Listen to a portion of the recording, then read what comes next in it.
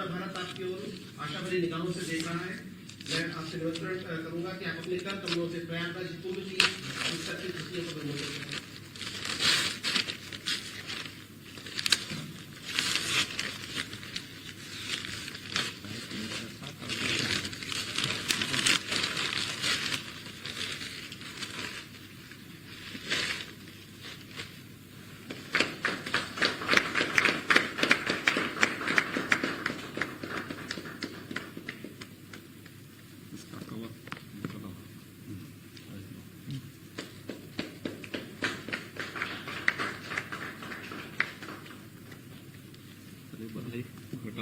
मैं बधाई देता हूं सम्मानित श्री प्रकाश सिंह जी को और उनकी पूरी टीम को, जिन्होंने इस कार्यक्रम को व्यवस्थित तरीके से आगे बढ़ाया है। ये मेरा सौभाग्य है कि प्रयागराज कुंभ को आयोजित करने का मुझे अवसर प्राप्त हुआ और मैंने मार्च 2017 में प्रदेश की बागडोर मुझे सौंपी गई थी। तो जब मैं मुख्यमंत्री पद की शपथ ग्रहण करने के बाद लगभग 1 महीने के बाद प्रधानमंत्री जी से एक शिष्टाचार भेंट के लिए दिल्ली गया था, तो प्रधानमंत्री जी ने सबसे पहले मेरे सामने इस बात को रखा था कि प्रयाग में कुंभ का आयोजन होना है और कुंभ का आयोजन क्या लीग से हट करके हम इसको एक वैश्विक स्तर पर ले जा सकते हैं। क्योंकि मैं स्वयं भी एक धार्मिक परंपरा से जुड़ा हुआ हूं, तो कुंभ का मतलब आध्यात्मिक और धार्मिक तो मेरे लिए था, लेकिन हम इस बात को मानते थे कि कुंभ का मतलब जहां पे भगदड़ होती है, अव्यवस्था फैलती है, गंदगी होती है और उसको एक अपनी दिनचर्या का हिस्सा मान लेते थे कि ये तो होना ही है, इसलिए इसको हम नियति मान लेते थे।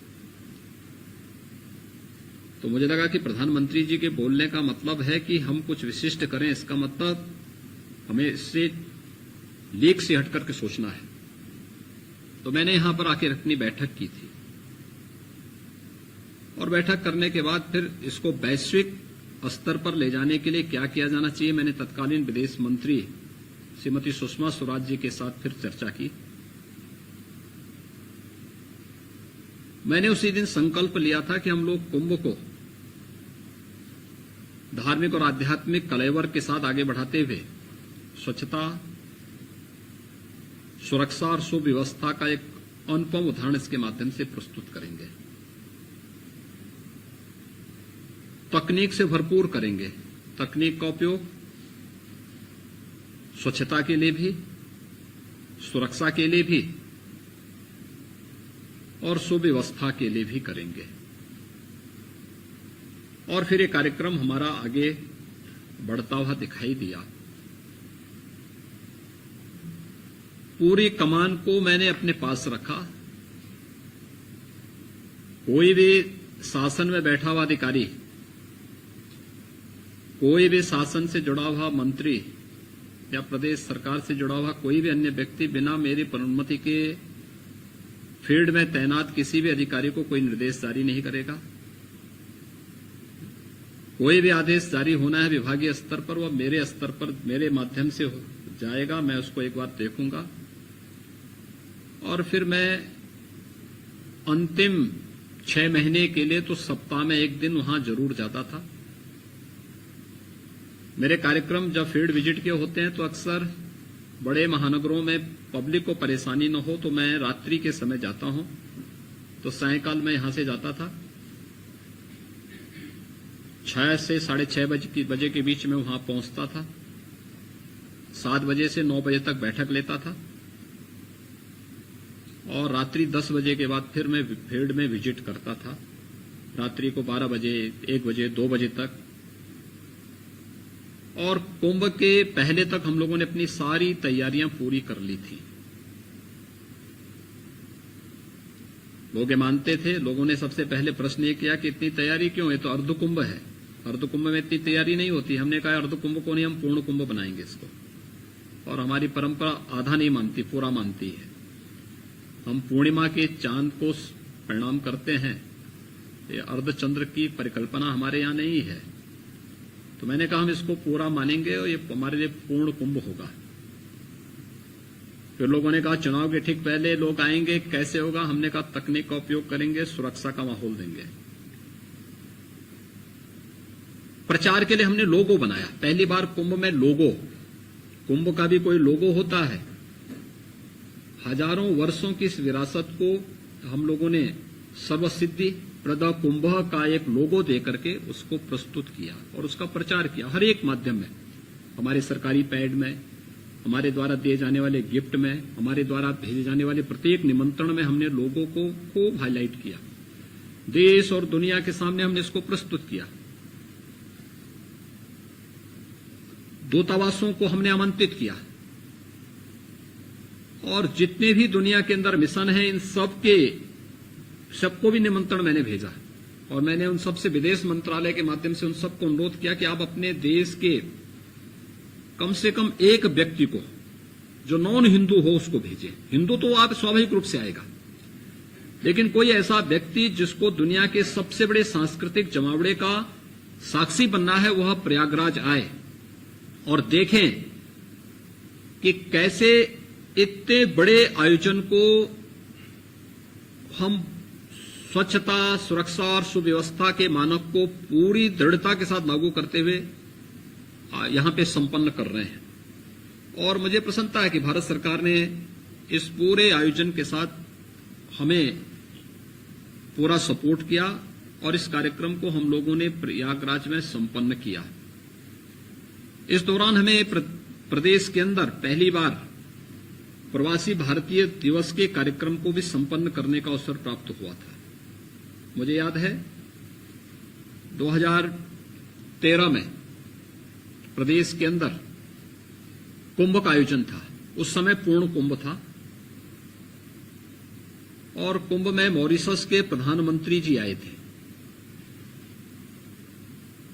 वो बड़ी श्रद्धा के साथ आए, लेकिन जब प्रयागराज में गए गंगा नदी को और संगम को उन्होंने देखा तो दूर से प्रणाम करते हुए चले गए। क्या यही गंगा है? क्योंकि यहां गंदगी थी, बदबू थी, दुर्व्यवस्था थी। तो इस बार जब काशी में हम लोगों ने प्रवासी भारतीय दिवस के आयोजन को आयोजित किया तो उसमें उद्घाटन सत्र के मुख्य अतिथि के रूप में प्रधानमंत्री जी के साथ आए थे। तो मैंने संकोच में उनसे इस बारे में अनुरोध किया कि आप काशी आए हैं, आपके साथ लगभग 400 प्रवासी भारतीय मॉरिशस से आए हैं, अगर ये सभी लोग प्रयागराज कुंभ में भी आए तो हमें प्रसन्नता होगी। क्योंकि कार्यक्रम कुंभ का आयोजन 15 जनवरी मकर संक्रांति से लेकर के 4 मार्च शिवरात्रि तक आयोजित हुआ था और प्रवासी भारतीय दिवस का आयोजन भी 19, 20, 21 जनवरी 2019 के आसपास ही प्रयागराज में था, काशी में था। तो मैंने जब उनसे अनुरोध किया तो मुझे संकोच हो रहा था, क्योंकि उससे पहले का मेरे सामने था कि मॉरिशस के प्राइम मिनिस्टर आए थे और गंदगी उन्होंने देखी थी, तो उस समय उन्होंने बहुत तीखी टिप्पणी भी की थी। तो खैर उन्होंने मेरे अनुरोध को स्वीकार किया, लेकिन आने से बाद उन्होंने कहा मैं स्नान वगैरह नहीं करूंगा। मैंने कहा कोई आप एक बार आइए ना वहां पे। वे गए, पूरे 400 लोगों के प्रवासी भारतीयों के प्रतिनिधिमंडल के साथ वे प्रयागराज गए। वहां पे उन्होंने स्वच्छता देखी, गंगा और यमुना जी के संगम पर त्रिवेणी पे जो व्यवस्था देखी, लोगों को स्नान करते हुए देखा, वो अपने को रोक नहीं पाए, अपने परिवार के साथ उन्होंने संगम में स्नान किया और वहां से गंगा जल लेकर के गए। ये अद्भुत दृश्य थे हम सबके सामने कि जो लोग पहले हे दृश्य देखते थे, ये गंदगी है, टॉयलेट पहले बनते थे, कमोड को या सीट को बालू में ऐसे रख दिया जाता था और फिर वह सीवर का पानी रिसते हुए नदी में मिलता था, गंगा में भी, यमुना में भी, संगम में भी मिलता था, लोग उसी में स्नान करते थे। हम लोगों ने इस बार ऐसा नहीं होने दिया, कोई गंदगी नहीं जाएगी। हर एक टॉयलेट को सेफ्टी टैंक के साथ हमने जोड़ा और पूरी व्यवस्था दी हम लोगों ने कहा तिनका नहीं दिखना चाहिए और मक्खी नहीं दिखनी चाहिए इतने बड़े आयोजन में। लोगों ने कहा कि भीड़ आएगी, क्या करेंगे? और मैंने स्पष्ट निर्देश दिया था कि 5 किलोमीटर से अधिक किसी भी श्रद्धालु को पैदल न जाना पड़े। मुझे याद है जब नासिक का कुंभ था, त्र्यंबकेश्वर नासिक में कुंभ था, एक स्नान के दिन मैं स्वयं भी नासिक त्र्यंबकेश्वर में था। मैंने देखा 20 किलोमीटर दूर लोगों को रोक दिया गया था। मैं बहुत चकित था, 20 किलोमीटर कोई भी श्रद्धालु पैदल जाएगा, फिर कैसे पैदल आएगा? वो मनुष्य है, एक क्षमता होगी उसकी, और खासतौर पर बुजुर्ग लोग, बीमार लोग कैसे जाएंगे? तो मैंने इसलिए प्रयागराज में कहा, मैंने कहा कुछ भी करना पड़े 5 किलोमीटर से अधिक पार्किंग नहीं होगी, और वहां से भी शटल बस की सेवा देंगे हम, जिससे किसी भी व्यक्ति को संगम स्थल पर मुश्किल से 150-200 मीटर की दूरी तय करना पड़े और संगम में जाके स्नान कर सके। और मुझे प्रसन्नता, मैंने 5000 बसेज उस समय खरीदी। वे 5000 बसेज हमें कोरोना कालखंड में बड़ी मदद की है। जब मुझे प्रवासी कामगार, 40 लाख प्रवासी कामगार और श्रमिकों को उनके घरों तक पहुंचाना था, तो वही बसेज हमें इस समय मदद की है। जब मुझे कोटा से अपने बच्चों को ला करके लगभग 14,000 बच्चों को सुरक्षित उनके घरों तक पहुंचाना था, इन्हीं बसेज का मैंने उपयोग किया फिर। और उत्तर प्रदेश परिवहन निगम आज जो देश का सबसे बड़ा परिवहन निगम का बेड़ा हमारे पास है, तो उसके पीछे प्रयागराज कुंभ में जो इंफ्रास्ट्रक्चर हम लोगों ने डेवलप किया था। लेकिन प्रयागराज कुंभ ने बहुत सारी चीजें दी हमें, जैसे अपनी विरासत का संरक्षण कैसे किया जा सकता है। नामकरण के साथ इलाहाबाद का नाम प्रयागराज हो। अक्षय वट पिछले 450 वर्षों से दर्शन के लिए बंद था। सरस्वती को कोई दर्शन नहीं कर सकता था। हम कहते हैं त्रिवेणी, गंगा यमुना सबको दिखाई देती है, लेकिन सरस्वती कहां है? किले के अंदर आज भी सरस्वती कूप है।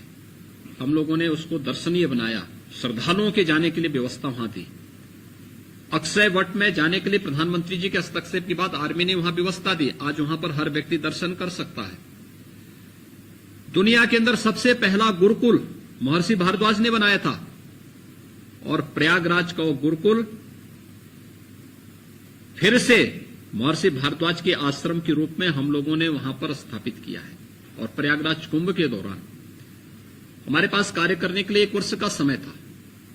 1 वर्ष के दौरान इंफ्रास्ट्रक्चर को डेवलप किया गया। सिंगल लेन को डबल लेन में, डबल लेन को 4 लेन में, 4 लेन को 6 लेन में,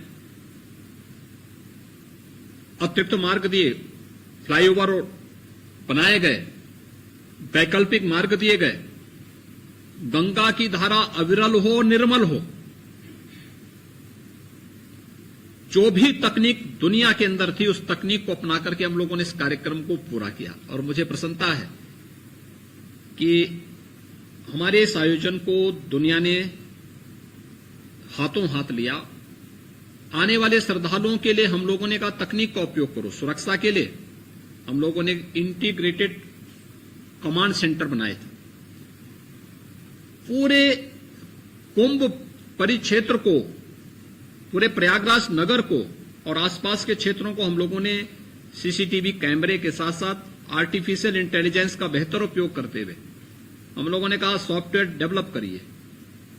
दुनिया और देश का या स्थानीय स्तर का कोई भी ऐसा खुरापाती जो सुरक्षा में सेंध लगा सकता है, उसके फोटो इसमें डाल करके इसको तय करिए। अगर कहीं इस फील्ड में कहीं दिखाई दे तो आपको पूरी फ्रीडम होगी, आप जो भी निर्णय लेना चाहें उसके बारे में निर्णय ले सकते हैं। और मुझे प्रसन्नता है कि यह हमारी एजेंसियों ने बेहतर उसका उपयोग किया और हमें सफलता प्राप्त हुई। मैंने कहा एक एक श्रद्धालु का डिजिटल मैपिंग करिए, कितने लोग आ रहे हैं, क्योंकि संभव नहीं, आप गिन नहीं सकते भाई, गिनती की एक सीमा होती है, आपके पास तय होना चाहिए। और ये हमारे लिए बहुत अच्छा बना कि 24 करोड़ से अधिक श्रद्धालु अलग अलग समय में, जैसे कि अभी सम्मान्य श्री प्रकाश सिंह जी कह रहे थे कि कैसे वहां पर मौनी अमावस्या के दिन 5 करोड़ से अधिक श्रद्धालु आए थे। मुझे याद है जब रात्रि से भीड़ होने लग गई तो मैं टेलीफोन पे स्वयं बैठ गया और मैं जिस अधिकारी को फोन करता था कि भाई कहां हैं आप, वो कहता था साहब मैं फलानी लोकेशन पर हूं, फलानी लोकेशन पर हूं, फलानी लोकेशन पर हूं। भीड़ चल रही थी और एक तिनका नहीं हिला। 5 करोड़ श्रद्धालुओं ने वहां पे स्नान किया, सकुशल घरों के लिए प्रस्थान किए। अपने आप में एक अद्भुत, यानी जिसको भव्य और दिव्य कुंभ कहा जा सकता था, वो भव्य और दिव्य कुंभ का एक आयोजन प्रयागराज में 2019 में देखने को मिला था। हमारी इस पौराणिक और ऐतिहासिक परंपरा के बारे में दुनिया बहुत कुछ नकारात्मक रूप से लिखने का प्रयास करती है, और खासतौर पर मेरे सामने चैलेंज था, क्योंकि हम कोई अच्छा काम करेंगे तो दुनिया के अंदर बहुत सारे ऐसे लोग हैं जिनको हमारी अच्छाई पसंद नहीं, वो उसमें कुछ न कुछ नेगेटिव टिप्पणी जरूर करेंगे। मैं प्रयागराज कुंभ के पहले देख रहा था, बहुत सारे ऐसे आर्टिकल थे जिसमें कहा जाता था कुंभ ये महिलाओं के साथ भेदभाव करता है। बहुत सारे ऐसे आर्टिकल लिखे गए थे जिसमें लिखा गया था कि साहब यहां सामाजिक भेदभाव होता है। मैं देख के भौचक था इस बात को लेकर के कि हमारे बारे में इस प्रकार की बातें लिखी जा रही हैं। भाई यहां तो स्नान हर व्यक्ति कर रहा है, उसकी न जाति न मत न मजहब कुछ भी नहीं पूछा जाता है। अगर वो कोई भी व्यक्ति है, श्रद्धा से आया है, जाके संगम में डुबकी लगा ले। कौन पूछ रहा है उसको जाति? कौन उसकी जाति पूछ रहा है? कौन उसका मत पूछ रहा है? कौन उसका मजहब पूछ रहा है? कोई भेद नहीं है, किसी के साथ भेद नहीं है। लेकिन प्रयागराज कुंभ ने इन सभी प्रकार की भ्रांतियों को दूर किया, इस प्रकार के दुष्प्रचार को दूर करने का प्रयास दूर किया, और वैश्विक स्तर पर कुंभ के इस आयोजन को दुनिया की एक अद्भुत घटना के रूप में भी प्रस्तुत किया कि दुनिया का सबसे बड़ा आध्यात्मिक और सांस्कृतिक आयोजन अपने आप में हो सकता है। इसके आर्थिक पहलू को लेकर के भी हम लोगों ने वहां पर अपनी एक टीम लगाई थी, और उस टीम ने काम भी किया। मैंने बाद में वहां के व्यापारिक संगठनों से, संस्थाओं से भी संपर्क किया, बातचीत किया। मैंने कहा भी बताओ मुझे कि क्या प्रयागराज कुंभ से वहां के लोगों की आर्थिक स्थिति पर कोई असर पड़ा? आप कल्पना नहीं कर सकते, यानी जिन बातों को लेकर के हम सामान्य उसको मान लेते हैं, कितनी बड़ी संख्या में लोगों ने उसका, यानी मुझे लगता है कि प्रयागराज का हर व्यापारी कई वर्षों के बाद इस प्रकार के आयोजन को देखा होगा, और देखने के साथ ही उनको इस बात का एहसास भी हुआ है कि आर्थिक उन्नयन में भी इस प्रकार के आयोजनों को, या नाविकों से मैं पूछता था, मैंने नाविकों से, पंडों से, सबसे कह रखा था कि भाई देखो आप किसी से वसूली नहीं करेंगे, जबरन पैसा नहीं मांगेंगे, जबरन उसके हाथ में रक्षा सूत्र नहीं बांधेंगे, और अगर कहीं मुझे जानकारी मिलेगी तो मुझे बहुत सख्त कार्रवाई करनी पड़ेगी। मैंने व्यक्तिगत संवाद सबसे बनाया था। ऐसा नहीं, मैं जब जाता था तो अलग अलग तब लोगों से मिलता था, नाविकों के साथ मिलता था, पंडों की बैठक अलग करता था, अलग अलग धर्माचार्यों के साथ अलग बैठता था, व्यापारिक संगठनों के साथ अलग, सामाजिक संगठनों के साथ अलग, सबके साथ अलग अलग बैठकें होती थी। तो नाविक जो मुझे कहता था, साहब अन्य कुंभ में हम लोग 6 महीने, साल भर के लिए कमा पाते थे, लेकिन इस कुंभ में हम लोगों को पिछले कई कुंभ की तुलना में अगले 5-7 वर्षों की पूरी कमाई हम कर लिए हैं। और ये परिणाम तब आया क्योंकि हम मांगते किसी से नहीं थे। हमें उस पार से इस पार लाना होता था, या लोगों को थोड़ा बहुत संगम में जाने के लिए या कहीं भी अगर जाने के लिए वे लोग कहते थे, हम लोग उनको लेके जाते थे। जब हमसे पूछते थे कितना किराया हुआ, तो हमारा किराया तय था, प्रशासन ने पहले किराया तय कर दिया था, इस किराए के अनुसार सूची रहती थी, तो वह उससे कई ज्यादा पैसा हमें दे करके जाता था कि नहीं आप बहुत अच्छा काम कर रहे हैं, हम आपको ये इनाम दे रहे हैं। तो ये चीजें हमें देखने को मिली। ऐसे ही अन्य हर स्तर पर हमें देखने को मिला था, सफाई कर्मी से लेकर के हर एक व्यक्ति। और अद्भुत घटना तो तब थी जब एक सफाई कर्मी के पांव प्रक्षालन का काम प्रधानमंत्री जी ने स्वयं किया। यह अद्भुत घटना थी अपने आप में। तो ये चीजें हमें इस बात को दिखाती हैं कि जो हमारे पर्व और त्योहारों को लांछित और अपमानित करने का प्रयास होता है, भारतीय संस्कृति के बारे में जो दुष्प्रचार किया जाता है, इसके नाम पर भारत के बारे में दुनिया के अंदर तमाम प्रकार की भ्रांत धारणाएं बनाई जाती हैं। इस प्रकार के आयोजन भारत की छवि को और अपनी परंपरा और अपनी विरासत को आगे बढ़ाने का एक अवसर हमें प्रदान करते हैं। मुझे बहुत प्रसन्नता है कि ICSSR ने इस पहल को आगे बढ़ाया और सम्मान्य श्री प्रकाश सिंह जी के नेतृत्व में आज यहाँ पर प्रयागराज कुंभ पर इस पुस्तक को जीवन के प्रत्येक पक्ष को छूते हुए प्रस्तुत किया गया है। यह देश और दुनिया के उन सभी शोधार्थियों के लिए या जिज्ञासुओं के लिए यह एक मील का पत्थर साबित होगी। उस फील्ड में काम करने वाले लोगों के लिए एक नई दिशा देने का कार्य करेगी। मैं इस कृति के लिए प्रकाश सिंह जी का अभिनंदन करता हूं। ICSSR को हृदय से धन्यवाद देता हूं और विश्वास व्यक्त करता हूं कि प्रयागराज कुंभ पर लिखी गई ये पुस्तक दुनिया के अंदर वैश्विक मंच पर 19 से पहले जो भ्रांत धारणाएं प्रस्तुत की गई हैं उन सबको दूर करने में सफल होगी। आप सबको एक बार फिर से हृदय से बधाई और शुभकामनाएं। धन्यवाद मुख्यमंत्री जी, आपके कुशल निर्देशन में